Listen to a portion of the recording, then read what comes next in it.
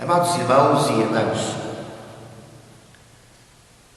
o texto bíblico de hoje deve levar-nos a meditar no modo como estamos a viver o nosso discipulado cristão. Será que, onde quer que estejamos, espalhamos à nossa volta o bom cheiro de Cristo? Será que a nossa vida revela a obra do Espírito de Deus em nós? Podemos dizer que somos cartas vivas de Cristo? Muitas vezes esquecemos que Deus se revela aos homens também através da vivência daqueles que são seus. Para isso, temos de ser fiéis aos ensinos da Palavra de Deus no nosso viver diário. Abramos então as Sagradas Escrituras na segunda carta do apóstolo Paulo aos Coríntios, segunda carta do apóstolo Paulo, a segunda epístola do apóstolo Paulo aos Coríntios, capítulo 2. Segunda aos Coríntios, capítulo 2. Vamos ler a partir do versículo 14, até ao versículo 6 do capítulo 3. Portanto, segunda aos Coríntios, capítulo 2, a principiar a leitura no versículo 14 e vamos ler até ao versículo 6 do capítulo 3.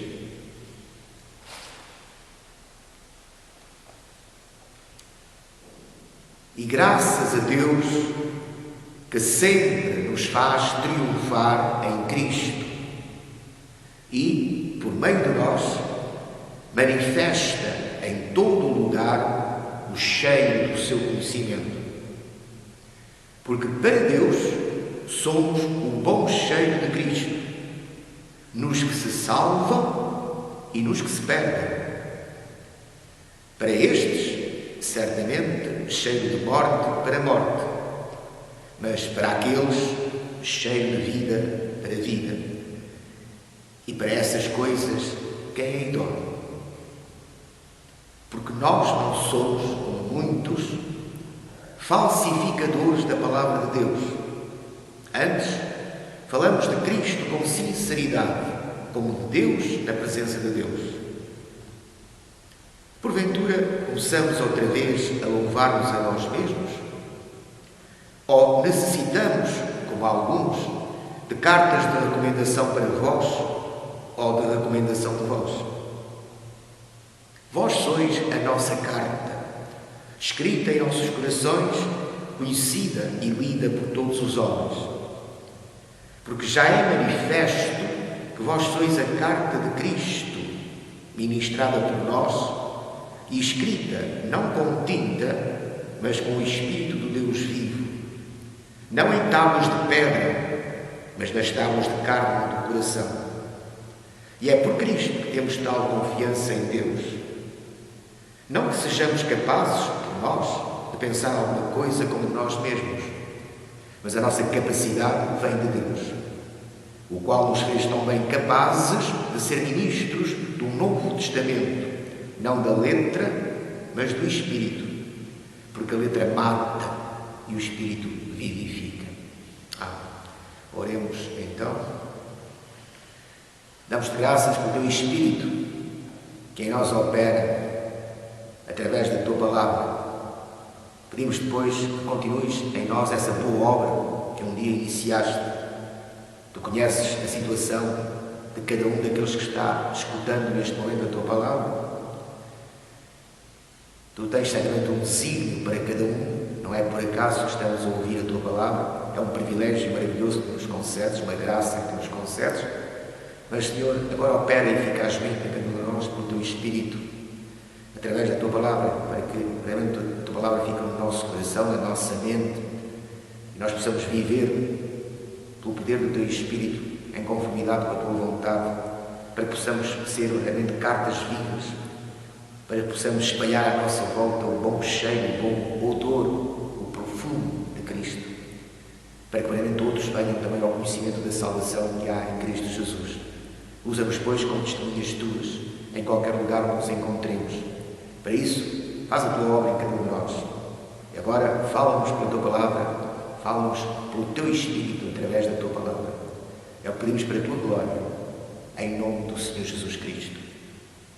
Amém. E graças a Deus, que sempre nos faz triunfar em Cristo, mesmo no meio das tribulações, no meio das perseguições, e Paulo estava vivendo momentos difíceis na sua vida. Aliás, todo o seu ministério está cheio de situações difíceis, de situações dramáticas, de momentos realmente de grande aflição, de perseguição.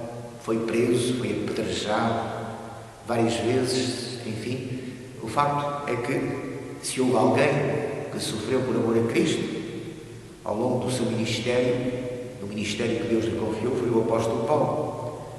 Portanto, ele, no entanto, tinha a certeza de que em todas essas circunstâncias, como diz na carta aos Romanos, em todas essas circunstâncias era mais do que vencedor por aquele que verdadeiramente o amava com amor eterno. E Paulo agora diz aos Coríntios, à igreja de Corinto, graças a Deus que sempre nos faz triunfar em Cristo. É importante para os crentes, não só em Corinto, mas para todos nós também hoje, é importante sabermos que mesmo no meio das perseguições, no meio da animosidade que nos pode envolver devido ao nosso testemunho cristão, e graças a Deus, quando isso acontece, significa que o nosso testemunho cristão é autêntico, é genuíno, é um testemunho fiel. Isso suscita sempre a inimizade de muitos, isso fere a suscetibilidade de muitos e faz com que muitas vezes sejamos marginalizados, ostracizados, mesmo perseguidos.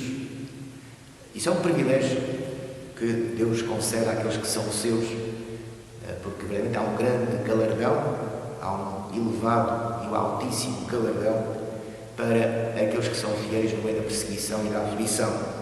Portanto, era bom para os crentes de Corinto e é bom para nós sabermos que Deus sempre nos faz triunfar em Cristo. Seja em que circunstância for, somos mais do que vencedores em Cristo Jesus. E depois acrescenta este dado muito importante para a nossa reflexão, para a nossa meditação hoje. E por meio de nós manifesta em todo o lugar o cheiro, o perfume do seu conhecimento. Agora temos de refletir profundamente até que ponto é que nós espalhamos à nossa volta, onde quer que estejamos, este perfume, este bom odor, este bom cheiro de Cristo. Será que verdadeiramente a nossa vivência, o nosso comportamento, isto aqui não se refere a palavras, não se refere a oratórias. Palavras leva-as ao vento. É importante que nós confessarmos com a nossa boca a nossa fé, mas essa confissão de fé que sai dos nossos lábios tem de sair do nosso coração, tem de ser uma realidade vivida no nosso dia a dia, senão é uma falsidade, é uma mentira.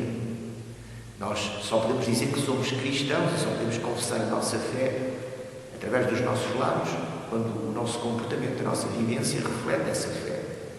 Senão, mais vale estarmos calados, estamos a mentir, confessando algo que não é uma realidade da nossa vida. Dizendo palavras que saem dos nossos lábios, mas que não vêm do nosso coração, nem da nossa mente.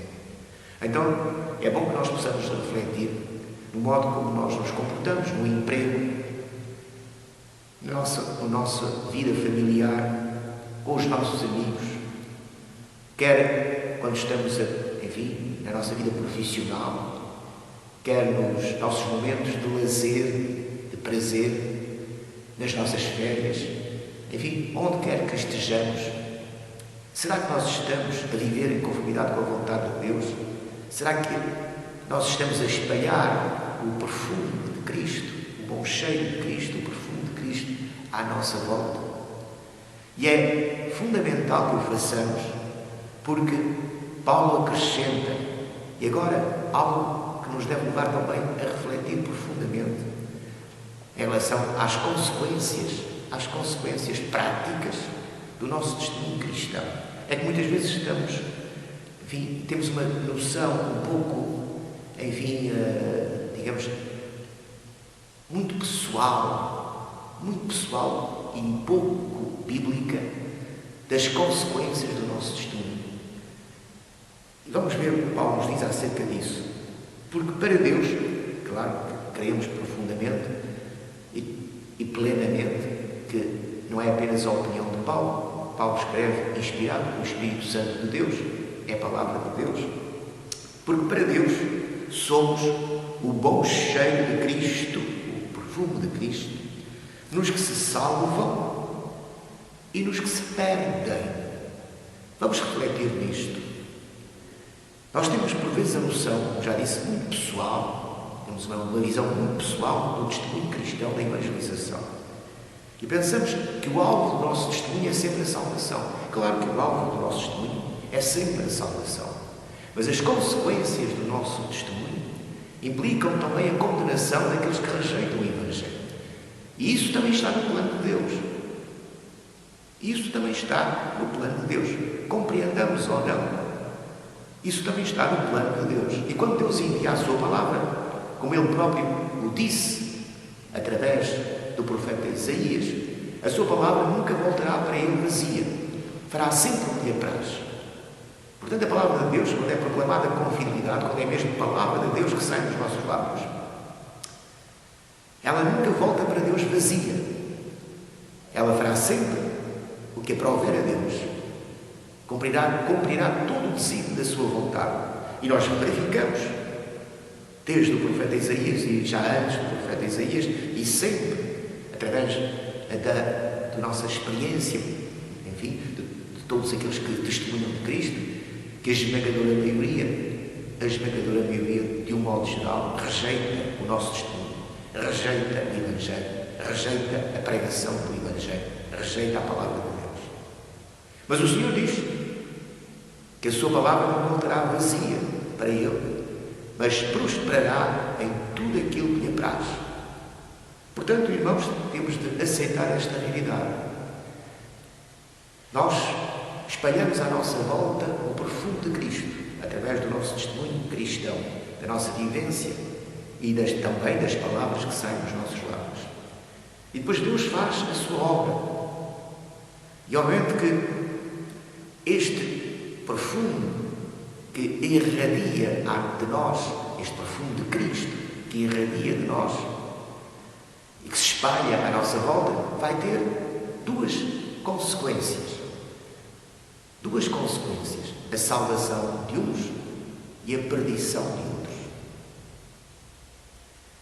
Portanto, o Senhor diz, porque para Deus somos o bom cheiro de Cristo, nos que se salvam e nos que se perdem. Portanto, o nosso testemunho cristão terá como consequência a perdição de muitos, de todos aqueles que rejeitam o Evangelho. E acrescenta, para estes, para aqueles que se perdem, certamente cheiro de morte para morte. Vejam, aqueles que estão mortos espiritualmente, a palavra de Deus e este perfume de Cristo é um perfume de morte. Eles estão mortos espiritualmente e permanecem mortos. E é uma morte e uma condenação eterna. Portanto, certamente cheiro de morte para morte. Eles rejeitam o Evangelho porque estão espiritualmente mortos e continuam mortos. E este cheiro é um cheiro de morte. É um cheiro nauseabundo para eles. Eles odeiam o Evangelho. Eles zombam do Evangelho. Eles escarnecem do Evangelho. Mas isso não impede que nós continuemos a testemunhar e a evangelizar. Nós temos de continuar a evangelizar, porque essa é a nossa responsabilidade. Nós temos de continuar a espalhar à nossa volta o perfume de Cristo.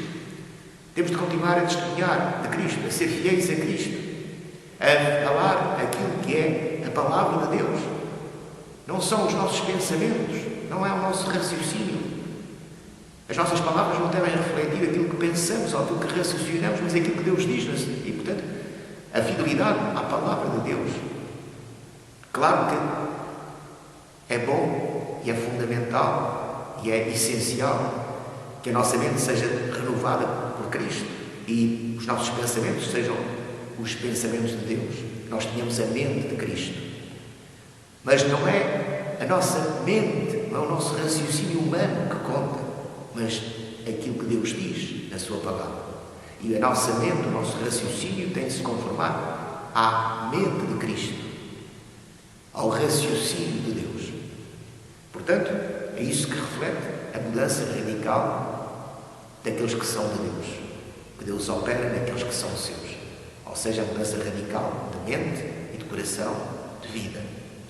Somos uma nova criação em Cristo, as coisas velhas passaram, tudo se fez novo.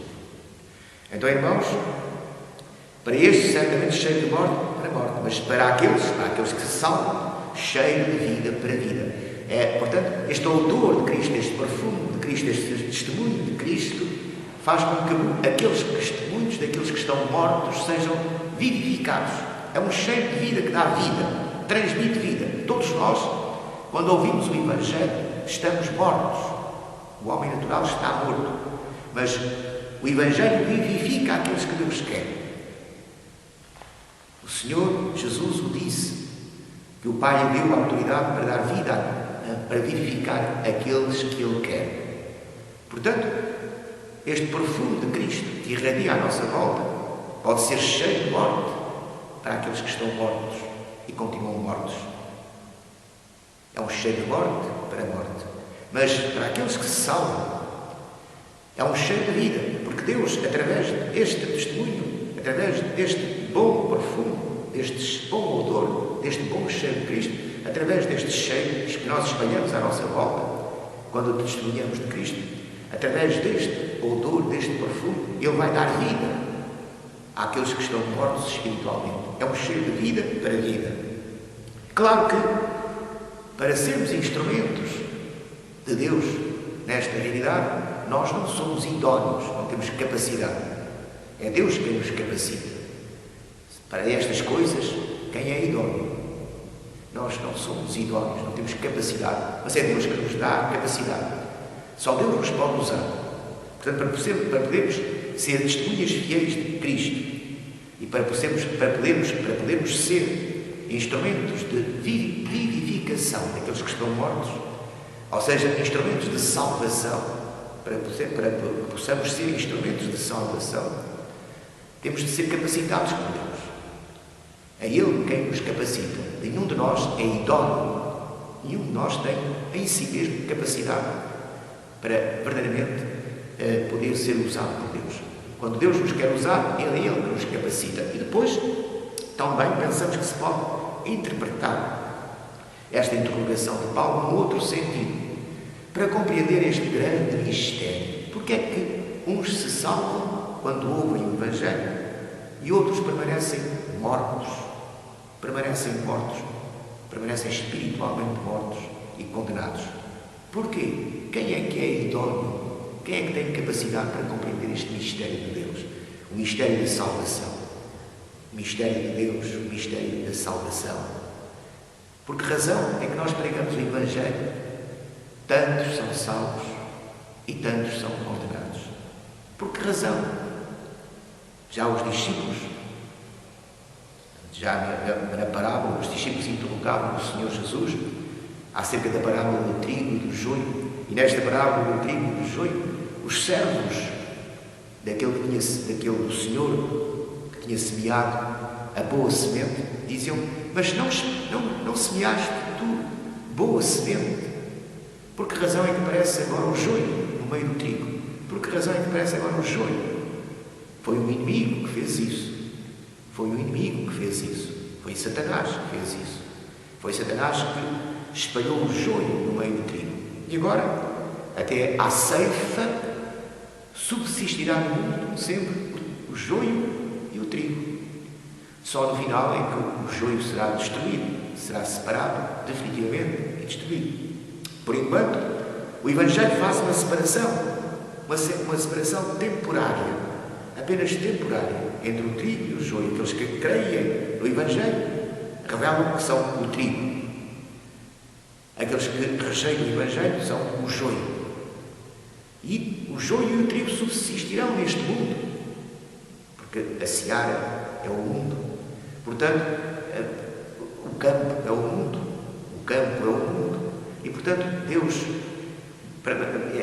permite que o joio permaneça até ao fim, até à ceifa, no meio do trigo. Mas depois, Ele mesmo fará a separação do trigo e do joio, das ovelhas e dos bodes.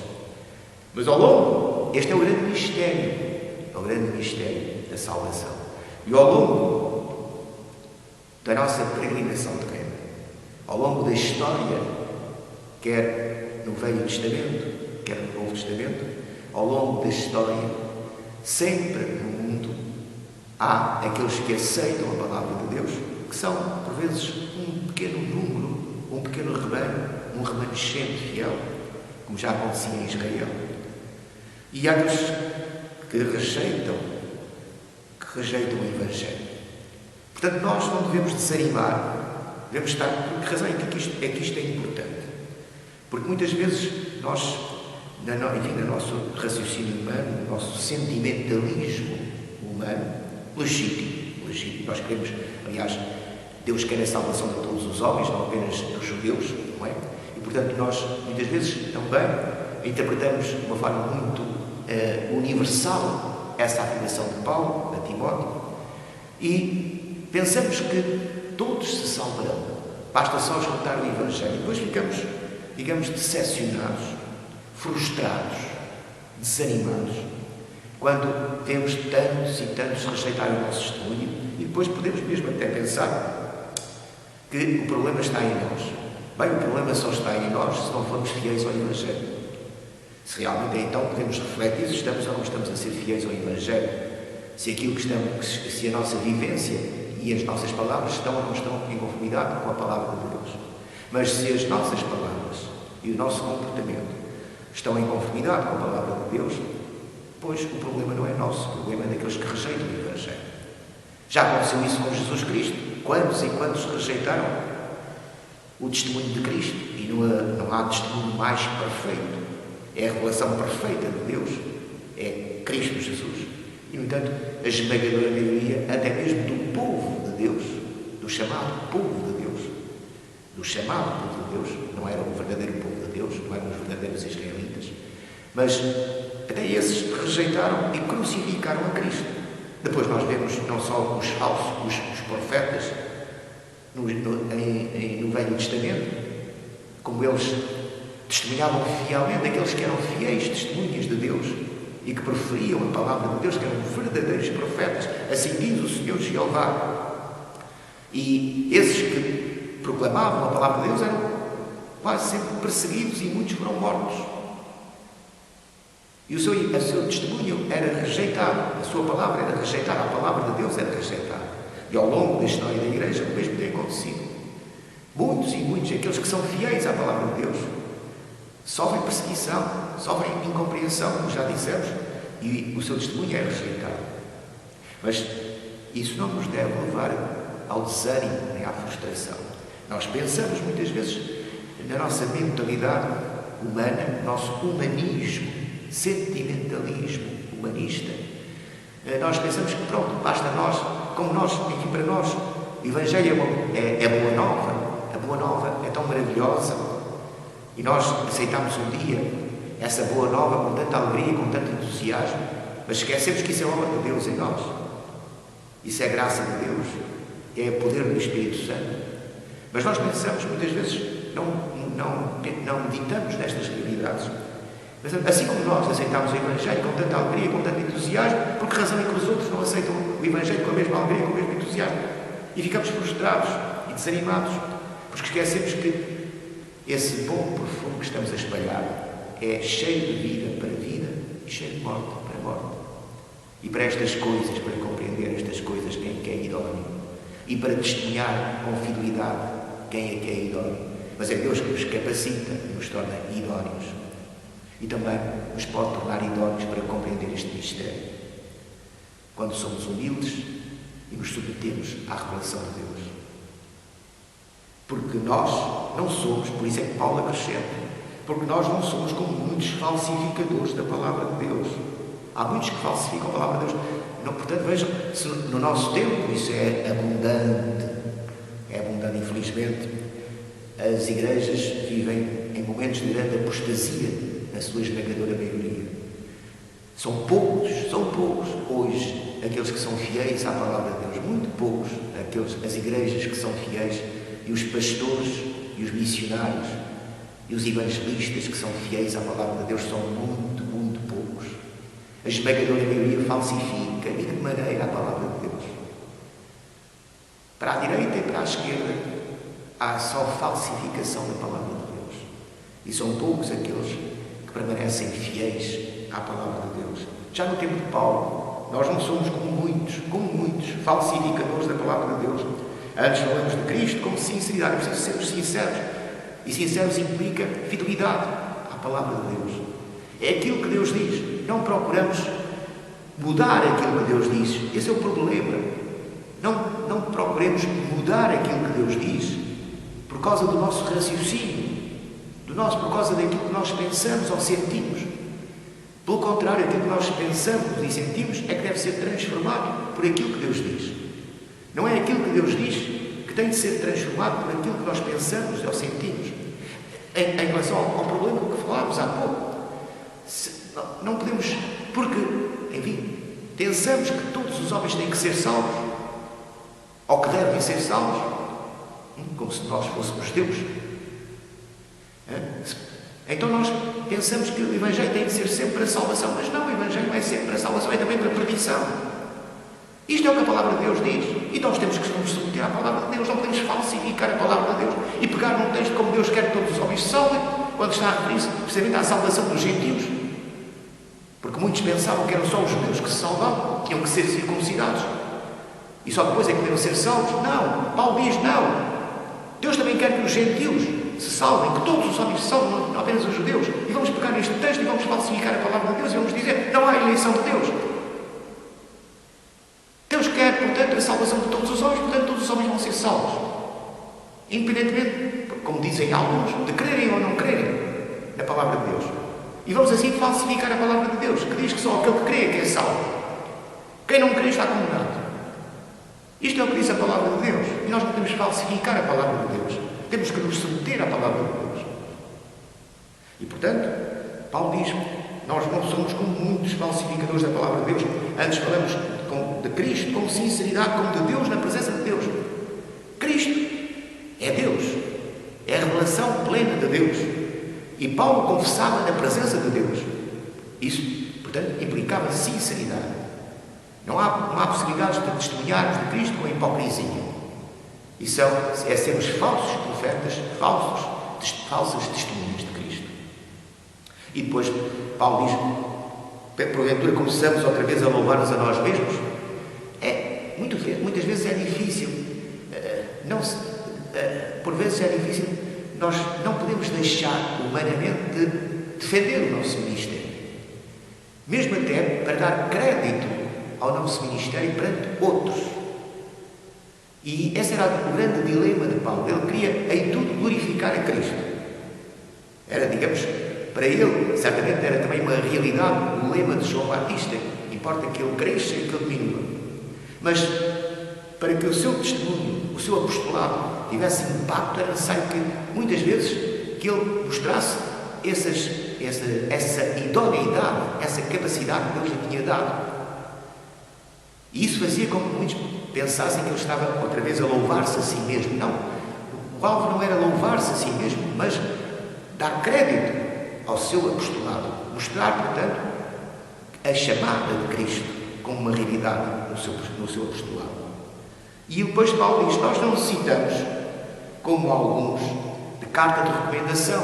Claro que Paulo, para muitos crentes, quando se dirigiam de uma igreja para a outra, ou seja, quando eram obrigados a sair de uma determinada cidade, por exemplo, de Roma, ou, por exemplo, de Filipos para Corinto, ou para outra cidade qualquer onde havia uma igreja, portanto, eles levavam uma carta de recomendação da igreja, de onde tinham partido, uma carta de recomendação para a igreja onde chegaram, para que a igreja os acolhesse.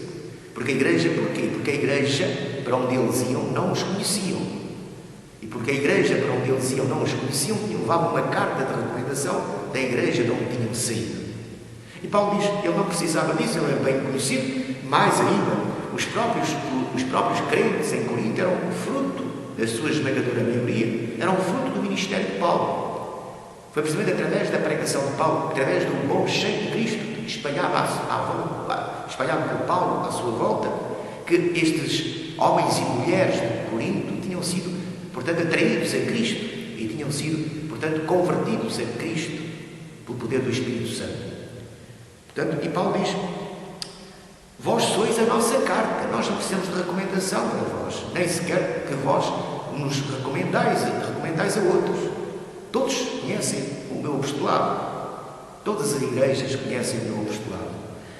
E vós próprios, vós sois, reparem, vós sois a nossa carta, escrita nos nossos corações.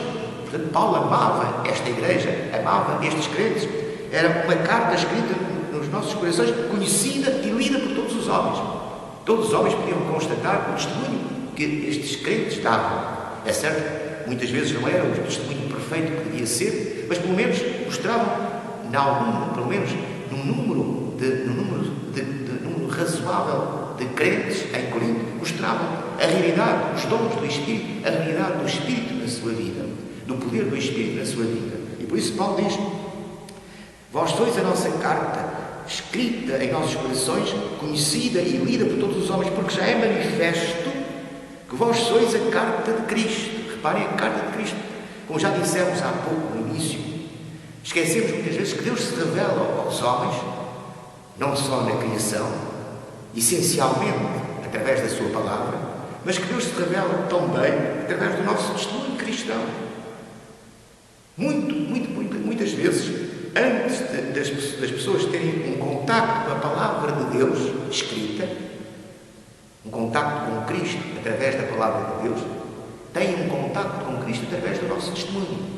É o nosso testemunho, muitas vezes, que os leva a Cristo, ou pelo menos a buscarem a Cristo, e depois a buscarem a palavra. Portanto, o nosso Deus revela-se também através do nosso testemunho. Daí a nossa responsabilidade, a nossa tremenda responsabilidade. Porque já é manifesto que vós sois a carta de Cristo, ministrada por nós. Foi através do ministério de Paulo que se constituiu a igreja em Corinto, que se formou a igreja em Corinto. Vós sois a carta de Cristo. Eles agora eram a carta de Cristo. Eles mostravam na sua vida a Escritura de Cristo. Como? Ministrada por nós e escrita não com tinta, mas com o Espírito do Deus vivo. Paulo vai fazer agora uma comparação entre as tábuas da lei escritas por Deus em pedra, portanto a palavra de Deus escrita em pedra, nas tábuas de pedra, através, portanto, de Moisés, e o Novo Testamento, que é, portanto, a carta, a palavra de Deus escrita no coração dos homens pelo Espírito Santo de Deus. Reparem, porque já é manifesto para vocês a carta de Cristo ministrada por nós, escrita não com tinta, mas com o Espírito do Deus vivo, não em tábuas de pedra, como aconteceu na lei, mas nas tábuas de carne do coração. Ora, a circuncisão é no coração. Portanto, ou seja, a palavra de Deus já não está fora de nós, em tábuas de pedra, mostrando-nos a vontade de Deus, mas revelando também a nossa incapacidade, total incapacidade de viver em conformidade com essa vontade. Portanto, lá está, uma letra que mata, como iremos ver. Mas agora há, portanto, uma palavra de Deus escrita no coração do homem pelo Espírito Santo de Deus. A palavra está no nosso coração e na nossa mente. Isso vai transformar radicalmente a nossa vida. Então, reparem, Paulo diz que eles são a carta de Cristo, escrita pelo Espírito Santo de Deus nas tábuas de carne do seu coração. E Paulo diz: e não pensem que eu estou a dizer isto por mim mesmo. É por Cristo que temos tal confiança em Deus. Portanto, a confiança estava em Cristo. É em Cristo que temos tal confiança em Deus. Deus está fazendo uma obra em vós. E é em Cristo que nós temos a certeza dessa realidade. Não estamos a dizer aquilo que nós pensamos. Estamos a dizer aquilo que nós vemos ser a obra de Deus em vós. E é em Cristo. E é em Cristo. E para que não fiquem dúvidas, ele acrescenta: nós até não somos capazes, diz Paulo, não somos capazes por nós mesmos de pensar alguma coisa como de nós mesmos. Portanto, não somos capazes por nós de pensar alguma coisa como de nós mesmos. Mas a nossa capacidade vem de Deus. Vejam, Paulo diz, em termos humanos, eu nem sequer sou capaz de pensar algo que valha a pena dizer. Falámos há pouco que os nossos pensamentos humanos, os nossos sentimentos humanos devem ser submetidos à palavra de Deus. O problema da falsificação da palavra de Deus é quando os nossos pensamentos e os nossos sentimentos se sobrepõem à revelação de Deus. E nós procuramos que a revelação de Deus se adapte, se molde aos nossos sentimentos humanos e aos nossos pensamentos humanos. Só que os nossos pensamentos humanos, os nossos pensamentos humanos e os nossos sentimentos humanos estão muito longe dos pensamentos de Deus e dos sentimentos de Deus. E os nossos pensamentos humanos e sentimentos humanos têm de ser transformados, revolucionados pela Palavra de Deus, pelo Espírito Santo de Deus, para termos então a mente de Cristo, um coração novo, em que a presença do Espírito seja uma realidade. Então, os nossos sentimentos já são os sentimentos que se identificam com os sentimentos de Deus. E os nossos pensamentos se identificam com os pensamentos de Deus. Como Paulo diz, temos a mente de Cristo. Portanto, cuidado. A base, a essência da falsificação da palavra de Deus está precisamente no homem não querer submeter os seus pensamentos e os seus sentimentos à palavra de Deus. Isto acontece sobretudo em relação ao plano da salvação. Não vamos deixar que o nosso humanismo, os nossos sentimentos humanos se sobreponham à revelação de Deus e aceitemos a revelação de Deus. Paulo diz, por nós mesmos não somos capazes de pensar alguma coisa que valha a pena, que seja para edificação. A nossa capacidade vem de Deus, o qual nos fez tão bem capazes de ser ministros de um novo testamento, para sermos ministros do Evangelho, ministros do Novo Testamento, não da letra, mas do Espírito. É preciso que sejamos capacitados por Deus. Na verdade, irmãos, nós somos apenas instrumentos que Deus usa. O poder é de Deus, a palavra é de Deus. E se nós não falsificamos a palavra de Deus por causa dos nossos pensamentos e dos nossos sentimentos, então podemos ser testemunhas fiéis do Evangelho. Esta capacidade não vem de nós, vem de Deus.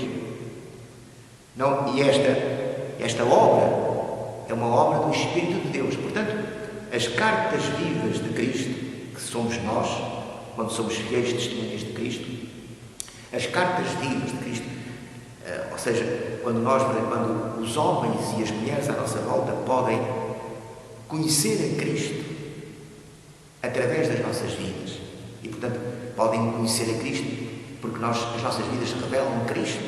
Então podemos dizer que somos cartas de Cristo. Reparem, isto significa que Deus, pelo seu Espírito, escreveu esta carta. Foi Ele que escreveu esta carta. As nossas vidas são cartas escritas por Deus, pelo Espírito de Deus. E a grande diferença é que, como já dissemos, entre aquilo que Deus escreveu em tábuas de pedra e revelou a Moisés é letra que está fora do homem. Faz isto e viverás. É o que a lei diz, faz isto e viverás. Portanto, a lei é santa, pura, e revela a santidade e a pureza de Deus. Mas está fora do homem e exige ao homem essa santidade e essa pureza. Sede santos porque eu sou santo. E, portanto, se Deus é puro, também devemos ser puros. Essa é a exigência de Deus. Não é apenas, um pedido de Deus. É uma exigência de Deus. É lei. Não é? Portanto, algo que o homem deve. É algo que o homem tem de ser. Não é algo que o homem deve ser. É algo que o homem tem de ser. É uma exigência de Deus, é uma lei. Mas está fora do homem. E, portanto, é uma letra que mata, que revela a condenação, que revela o pecado, que revela que estamos perdidos. Esta é toda a essência do Evangelho. A lei revela a perdição e a necessidade básica, fundamental, da graça de Deus, do poder de Deus para sermos salvos. Quem é que nos pode libertar? Que miserável homem que eu sou! Quem nos pode libertar deste corpo de morte? Quem é que nos pode libertar do poder do pecado? Se o Filho vos libertar, verdadeiramente sereis livres. Todo aquele que comete pecado é certo de pecado. Mas se o Filho vos libertar, verdadeiramente sereis livres. Então, a lei é letra que mata. Mas o Evangelho, o Novo Testamento, é espírito que vivifica. É a grande diferença. Agora, a lei de Deus está no nosso coração. A palavra de Deus está no nosso coração e na nossa mente. Isso revoluciona por completo a nossa vida. Transforma a nossa vida. E então podemos espalhar à nossa volta o bom cheiro de Cristo. Temos a capacidade que vem de Deus para transmitirmos este Evangelho, esta boa nova, e as nossas vidas revelarem Cristo àqueles que nos rodeiam. Que assim seja.